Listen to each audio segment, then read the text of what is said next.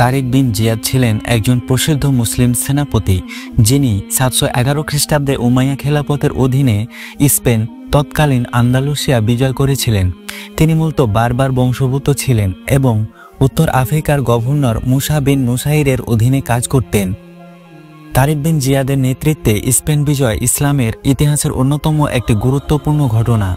তার বীরত্ব, কৌশলী যুদ্ধনীতি ও অসাধারণ নেতৃত্বের জন্য তিনি চিরস্মরণীয় হয়ে আছেন। তারিক বিন জিয়াদের জীবন সম্পর্কে বিস্তারিত তথ্য ইতিহাসে সীমিত, তবে তিনি ইসলামের ইতিহাসে এক গুরুত্বপূর্ণ সামরিক নেতা হিসেবে স্মরণীয় হয়ে আছেন।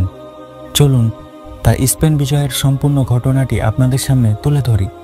কাউন্ট জুলিয়ানের আহ্বানে সাড়া দিয়ে উত্তর আফ্রিকার উমাইয়া গভর্নর মুসা বিন নুসাইরের খলিফা আল ওয়ালিদের অনুমতিক্রমে 710 খ্রিস্টাব্দে তারিক বিন মালিকের নেতৃত্বে 400 সৈন্য ও 100 অশ্বসহ 4খানা রণতরী দিয়ে স্পেনে একটি পর্যবেক্ষণ দল পাঠান। পর্যবেক্ষক দলটির বিবরণ অনুকূলে হওয়ায় মুসা 7000 সৈন্যসহ বারবার সেনানায়ক তারিক বিন জিয়াদকে 711 খ্রিস্টাব্দে স্পেনে পাঠান।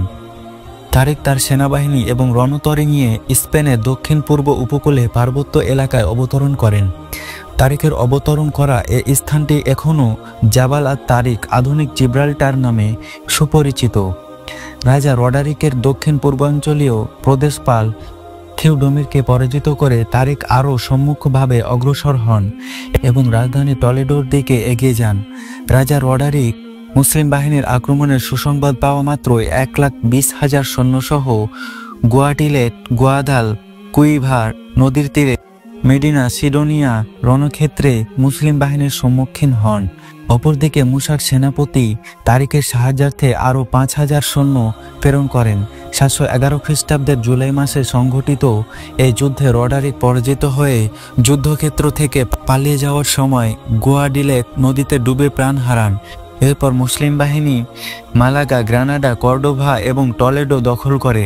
তারিকের এ গৌরবময় বিজয়ের মুসা খুশি হয়ে সসৈন্যে স্পেনে যান।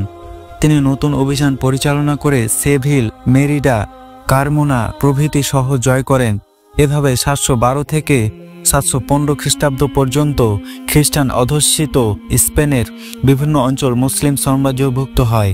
এভাবে উত্তরে পিরেনিজ পর্বত থেকে দক্ষিণে জিব্রাল্টার প্রণালী পর্যন্ত সমগ্র স্পেন ইসলামী শাসনের আওতায় চলে আসে। মুসলমানদের স্পেন বিজয়ের ইতিহাস এক অবিস্মরণীয় অধ্যায়, যা এই বিজয়ের ফলস্বরূপ স্পেনে মুসলিম শাসনের ভিত্তি স্থাপিত হয় এবং আন্দালুস নামে এক শক্তিশালী শাসন ব্যবস্থা গড়ে ওঠে, যা প্রায় 800 বছর পর্যন্ত টিকে থাকে।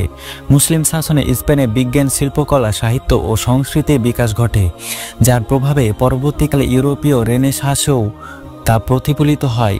এই ইতিহাস শুধুমাত্র সামরিক জয়ই নয়, বরং তা সাংস্কৃতিক ও অর্থনৈতিক উন্নয়নের এক নতুন অধ্যায়ের সূচনা করে, যেখানে বিভিন্ন ধর্ম ও সম্প্রদায় শান্তিপূর্ণভাবে একসাথে বাস করত। প্রিয় বন্ধুরা, আজকের মতো এ পর্যন্তই। সকলেই ভালো থাকবেন, সুস্থ থাকবেন। আল্লাহ হাফেজ।